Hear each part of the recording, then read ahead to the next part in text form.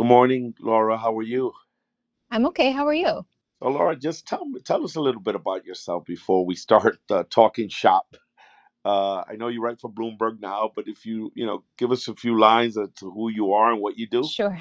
Sure. So my name is Laura Nahmias. I have been covering New York City and state politics for about 15 years, starting at what's now known as City and State, initially City Hall and the Capitol. And I have written for Politico and was a member of the Daily News editorial board before I joined Bloomberg News as a senior reporter.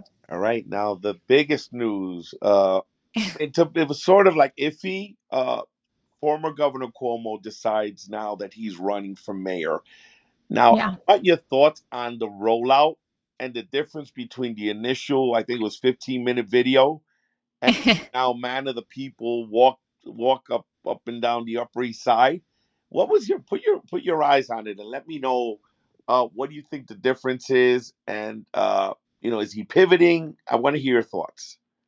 So the former governor is clearly responding to some of the criticisms of the way that he ran his primary campaign with the rollout of his new general election campaign. His initial primary rollout video was 17 minutes long, which is extraordinarily long in a sort of a attention environment where people are watching 10-second videos on TikTok and then they get bored.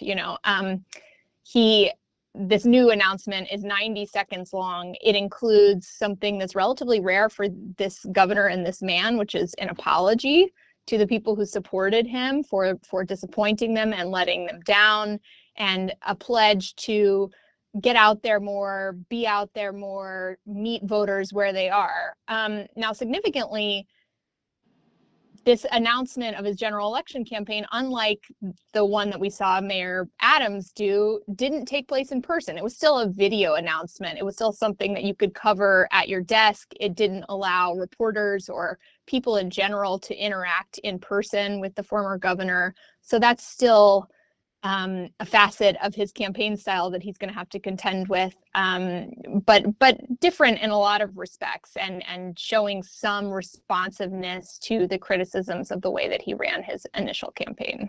What are you hearing about the team? Is it the same? Has everyone stayed on? I mean, this is just again, reporters get information, you get uh, Yeah, I some of the people who were involved are staying on. I think some elements of the campaign team uh, are not going to be involved in the election effort, and importantly, some of the people who backed the governor for his primary campaign have already very publicly backed a different horse, so to speak. There are major donors, and the labor unions, a lot of the labor unions who backed him, have already decided to go in a different direction, either toward Mayor Adams for some of the donors or toward Mamdani for the labor unions. So he's lost some of his support, and he has lost, I think, a few of the people who were working on his campaign. But some of his closest friends and advisors are still there and are still helping him think through this plan to keep running. Laura, what do you make of the donors, despite the polling showing that he's got the best shot? What do you think that's about the Bill Ackmans of the world, the Reverend Sharps of the world? Why do you think they have decided to say, hey, it's time for you to, move into the, Well, we're going to go with Mayor Adams? I think it's and I don't have a degree in psychology, Yeah, just and I thought. also don't I don't have millions of dollars either. So but what I've heard from people, and we've been reporting on this a lot, it's obviously very much of interest to our readers what the donors and industry officials in real estate and other industries are thinking and doing. They're very frustrated with the fact that their money didn't seem to make that big of an impact. And questioning whether or not the governor has the right ingredients as a candidate and the right approach to running to take all of their capital and all of the resources that he was given and actually run a real campaign. And Eric Adams, for all of his other faults, is a very vigorous campaigner and a person with a seemingly limitless amount of energy.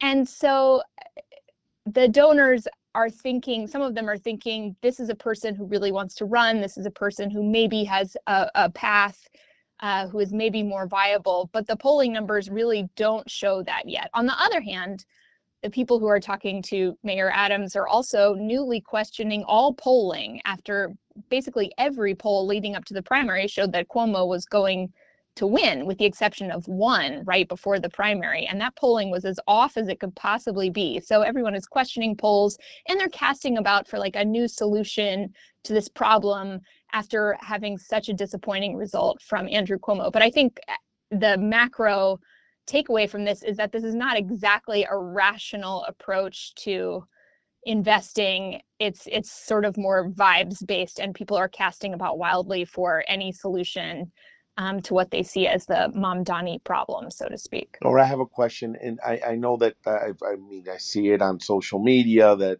the mayor has a very contentious relationship with the press corps. Yeah. I have a question for you in terms of the primary. I've been meaning to ask reporters this. Who do you Mm. think managed the press the best? I know Zohran did these amazing videos and TikTok, and everyone credits him with being innovative, with the innovation around the campaign. But you and I both know that campaign operatives call reporters with information, with all polls, so forth and so on. Who do you think did the best job? Because there are Well, campaigns that have been accused of threatening reporters, like calling yeah. and really I like mean, being aggressive. Let me not say threaten, that's an extreme, yeah. but being hyper aggressive on the way stories are written or the framing. Who do you think handled the press corps the best? Well, so I think there's two camps here for the Democratic primary campaign, because Eric Adams was not involved in this, and he does have a contentious relationship with some people in the press corps who cover him daily. Setting him aside for the primary, there was this dynamic that happens in a primary election, in any election really, where because Zohran Mamdani was so unknown and such a novelty to a lot of the media covering him that weren't the kind of players who cover state politics in a very iterative and micro way every single day, he presented a novelty, and people wanted to talk to him. And maybe he benefited from getting a little bit more of the benefit of the doubt as a novelty, from having less experience in Albany, from having less of a record that people could point to and ask him questions about. He maybe there's a little bit of a bias that comes into play there. But I think on the whole, all of the candidates, with the exception of Andrew Cuomo, were pretty available. They were doing a normal campaign thing where they want all of the earned media that they can get, because every earned media hit that you do is something that you don't have to pay for and you don't have to expend campaign resources for. And they all were in my experience, and my observed experience, really professional. The relationship with Governor Cuomo is obviously a different animal, and that goes back decades and decades. It precedes me. The governor has always had this very, I think, since he managed his father's campaigns, has had a contentious relationship with the press, but also this sort of really innate understanding of how media works, and just was not available in the same way that any of the other candidates were. They really limited his time in front of people, and my understanding is that that's on the basis that they thought that he didn't want to answer questions about the sexual harassment scandals that led to his decision to resign in 2021, and that he also just didn't feel the need to answer questions as long as he was atop the polls, and for months before the primary was leading by double digits, and it looked like he wouldn't need to actively campaign or answer anyone's questions in order to get elected, and that was the safe strategy Laura, from there. as an outsider looking in, if you were to rank in order of importance, what do you think made the difference for Zoran? The AOC endorsement, the Bernie Sanders endorsement, or the Brad Lander, hey, I'm going to rank you, we're going to rank each other? What do you think was ultimately the thing that got him over the top, where on election night, former Governor Cuomo said, it's over, you win, I lose, and I'll live to fight another day? What do you Well, think? I think it this is not a very scientific way of looking at the election, but I do wonder about I would think that potentially the Brad Lander endorsement was the most significant. And here's my thinking on that. When Zohran initially was running, and there were many criticisms of his positions on Israel and his orientation toward the Israel-Gaza conflict, um, there were questions about whether or not his views were too far outside the mainstream. Now, there's been this like massive change and all of these questions roiling the Democratic Party about its relationship to Israel and its relationship to the question of anti-Semitism. But Brad Lander is a very prominent Jewish elected official in New York, and his comments supporting Mamdani and his telling his supporters to support him, that this man is not anti-Semitic, that the things that he's saying are not anti-Semitic, criticizing his positions and his language on some things, but overall supporting him, gave some cover to otherwise progressive Jewish New Yorkers who might have wanted to vote for Lander to also potentially rank Mamdani on their ballots. I think that that's something that's going to bear some more investigation and reporting going forward, how people voted and what role Israel and thinking about Israel played. But I think Lander maybe gave him the cover of a broader progressive coalition. It made him seem less fringe or less out there in a way that an AOC or Bernie Sanders endorsement is sort of like preaching to the choir, if that makes sense. Laura, what are your thoughts on the way post-primary, now that yesterday the former governor announced that he's running, he's running for real, right? He was going to be on the line as an Right. no matter what, but he's saying, look, I'm back and I'm going to go, full throttle. And then it became like, it's interesting that, former Governor Cuomo has, been, people have said multiple times, it's widely known that, he's a bully, right? Or people frame. Right. And now it seems like Zohran has taken that approach, with trolling him, with putting his, fundraising thing on one of his, tweets, Right. saying he's there in Carhartt, and it's been aggressive in the sort of since, and it's only been a day. What are your thoughts on that? I mean, I wouldn't characterize the Mamdani approach to commenting on that necessarily as bullying. I think in part because bullying would come from a place of like institutional power that Mamdani doesn't actually have yet. If it's something where it's like I'm threatening this person who is intrinsically less powerful than me, then that maybe looks more like bullying potentially. I think people are still thinking about the Mamdani versus Cuomo campaign as David versus Goliath, even if and Mamdani being the David and Cuomo being Goliath, even if at this point the institutional players and some of the money might be going toward Mamdani, it's still that Cuomo is the establishment player in this scenario. But I think that there is some contingency of the Democratic Party and maybe younger voters who are, enjoy watching someone critique the former governor and criticize him as out of touch or any of these things. But it remains to be seen what is going to be, if anything, an effective strategy to take on Mamdani and his centers of power and his strengths as a candidate. There's been some sort of like internecine fighting among the people who you might characterize as the anti-Zohran contingent, about whether or not the ways that he's being criticized are actually redounding to his benefit instead of actually hurting him. Like, what's the most effective line of attack? How can you really reach people and convince them that he's not the person to vote for after he posted these incredible and surprising numbers in the primary? And that conversation is taking place in real time and very much in public, and it's absolutely fascinating. Laura, make a prediction now. How soon do we see an endorsement from Congressmember Jeffries and Senator Schumer? Oh, I don't know. I don't know.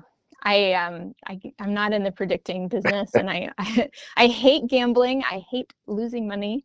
I couldn't predict it. I don't know if I don't know if those endorsements are even necessary for either of them, either Schumer or Jeffries, or for Mamdani to win. If endorsing Mamdani is, according to the internal thinking of either Schumer or Jeffries, is something that their supporters couldn't stomach. So I don't know what the thinking is there, and whether or not that's actually going to happen. But at a minimum, the fact that Jeffries is taking a meeting with Mamdani, the Democratic candidate, looks like the party is not totally dysfunctional, since this person is the Democratic nominee, and Jeffries is such a powerful Democratic Party leader in the country, not just in New York. But whatever happens, if Mamdani does become the mayor, ultimately the Democratic Party leaders are going to have to find a way to work with him, the same way that they did with AOC. And she people have said, smartly managed those relationships, and was able to build relationships within the more establishment parts of the Democratic Party, and not stay so isolated as she was when she initially won and was seen as this, where did this person come from, totally surprised newcomer in the Democratic Party. Thoughts on the partnership meeting? What are you hearing about that? Because again, reporters hear multiple folks, and you have to do your own due diligence. Yeah. That We're going to be really closely monitoring that. I know a lot of reporters are looking to find out what kinds of questions the business leaders have, and what sort of assurances they're seeking from Mamdani, and whether or not he'll actually give them. I think the question right now that is also actively happening in real time is whether or not Mamdani pivots on any part of his platform in order to reassure the people who didn't vote for him, reassure the business interests who feel existentially threatened by him. Does he change or modify his positions in any way on any of the things that he's promised in order to assuage them? What's the calculus there? And does he risk losing the support from the people who initially voted for him if he does modify those positions? And I think he's talking to a lot of different people at this point, and just trying to make plans for how to lead. And one thing that I keep thinking about is that I talked to Ross Barkan, who knew Mamdani before. I talked to him before the election. He is a journalist, but he also ran a state Senate campaign in Brooklyn, and Mamdani was actually his campaign manager. And the thing that keeps sticking out to me from my talk with Ross was that he said that Mamdani is different from a lot of leftist politicians, in the sense that he wasn't willing to, metaphorically speaking, die on an ideological hill. He cares about winning. He does care about winning. He wants to do what it takes to win. So he's not going to sacrifice the possibility of winning because he takes on something that's super unpopular, or is so attached to an ideological position that proves to be unpopular. And I keep thinking about that and wondering how that facet of his personality, if that is indeed a facet of his personality, will play out going forward, in terms of where he changes his positions and where he keeps them the same. Laura, now we know the biggest news right at this current time is the Governor Cuomo saying, "Hey, I'm going to recommit to running Yeah. in a serious way." What are some of the other top things that happened this week that caught you by surprise, or were like, "Wow, I didn't expect this to happen"? What were other newsworthy events that you didn't see coming, if anything? Well, last week, actually, Mayor Adams held a fundraiser that, and we'll see the numbers coming out, I think, imminently in his disclosures with the Campaign Finance Board. Adams held a fundraiser that took in a tremendous amount of money. I think his campaign is saying it was more than $1 million. And what's interesting about that is that since the announcement of the FBI seizing his phones way back in the fall of 2023, I want to say, his fundraising had really suffered, as people didn't want to be associated necessarily, or were, I mean, the investigation was centering in part on his campaign fundraising. So people were wary of giving money to a person who was under investigation for how he raised money. And those charges have since been dropped, obviously, and the mayor has pleaded his innocence at all times. But the fact that his fundraising has made such a resurgence, according to his campaign, just shows that there is this appetite to take on Mamdani, regardless of the questions that may still linger about Adams's conduct or his fundraising practices. And it'll be interesting to see who gave to him. Is it the same people who initially had supported him and who fell away while he was in trouble, or did he attract a whole new band of people? I think that's a really interesting development, how Mamdani's victory could potentially help Eric Adams's campaign going forward. Laura, thank you so much for being so generous with your time. Anything you want to add that I forgot to ask you that you want to? I think I just would remind everyone who listens, and I know the very intelligent people who listen to your podcast already know this probably, but it's an eternity until the general election. In the same way that, like, 3 or 4 months before the primary, people thought they knew what the dynamic was and thought they knew the story. The story changed a million times between then and the actual date of the election. And I'm sure we're going to see so many more changes. And it's going to be an interesting summer, and people shouldn't take anything for granted. Laura, thanks again. Hopefully this won't be the last time. Yeah. And you'll come back at some point. Thank you for taking the time, and all the best. Thank you for having me.